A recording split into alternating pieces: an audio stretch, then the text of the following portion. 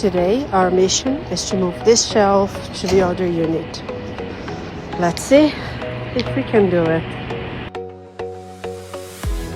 After a fairly difficult journey, the shelf arrived and I was struggling to make it fit through the door.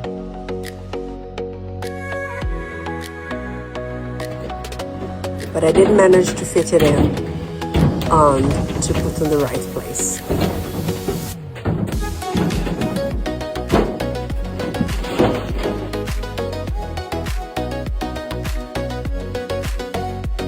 And after was the long mission to put everything back in storage.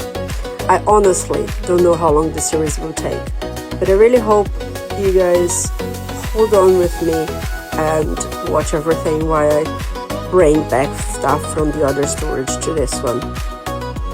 This will definitely be the boring part. After that, I think we will have fun.